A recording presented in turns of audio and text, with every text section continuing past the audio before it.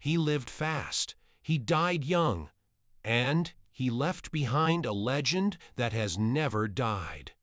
James Dean's story is one of ambition, pain, rebellion, and tragedy. In just 3 films, he became a cultural icon, embodying the hopes and frustrations of an entire generation.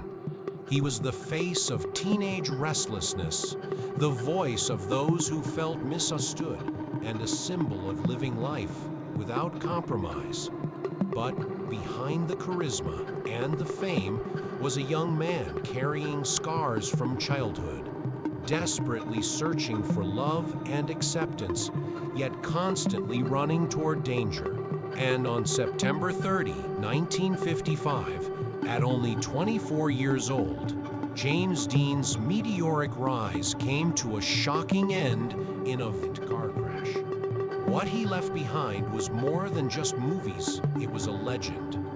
This is the untold tragedy of James Dean, Hollywood's eternal rebel. James Byron Dean was born on February 8, 1931, in Marion, Indiana. His parents, Winton and Mildred Dean, were ordinary people with modest means. His father worked as a dental technician, while his mother nurtured James's early curiosity and creativity.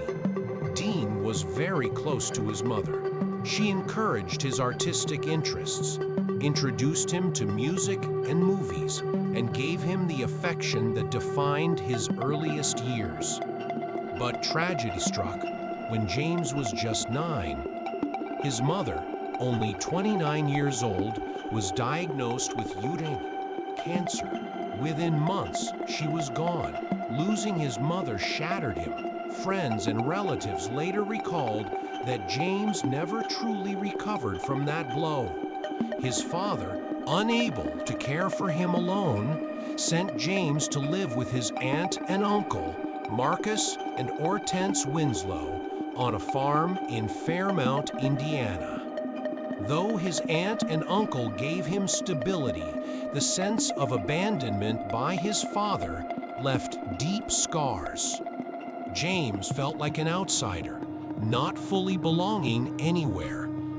In Fairmount, Dean grew up in a strict Quaker household. His life was structured around discipline and religion, yet James often drifted into his own world of imagination. He played the violin, loved painting, and even sculpting. His teachers noticed his intelligence, but also his restlessness. High school gave him the chance to explore more.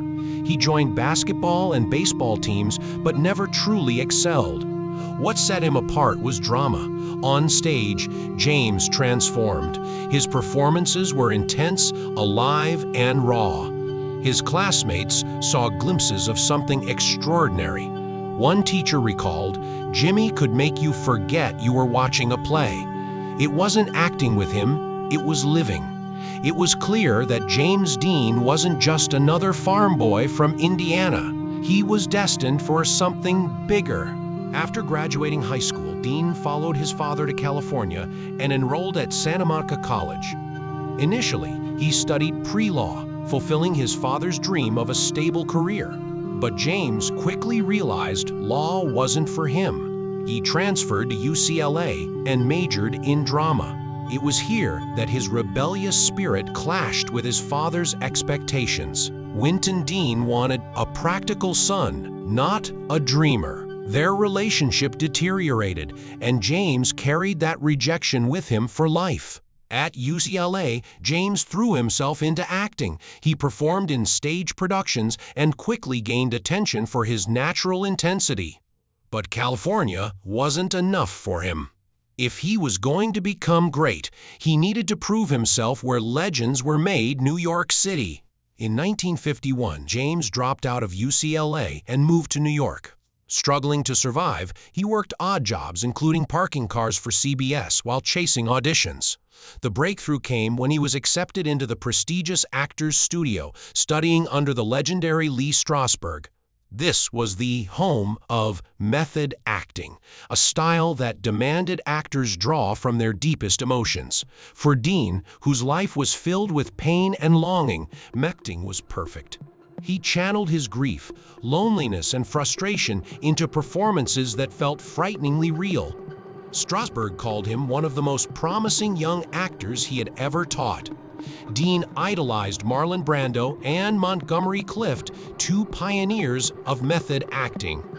But while others imitated, James Dean made the style his own. He didn't just act his roles, he lived them. In New York, James became part of the bohemian artist scene. He was restless, moody, but magnetic. People couldn't look away. He was different, he was authentic, and Hollywood was about to notice. Dean began with small TV roles, commercials, and minor stage appearances. But his moment arrived in 1954 when director Elia Kazan cast him in East Eden. The film, based on John Steinbeck's novel, told the story of a troubled young man yearning for his father's love. For James Dean, it wasn't just a role, it was his life. He poured all his unresolved feelings about his own father into the character.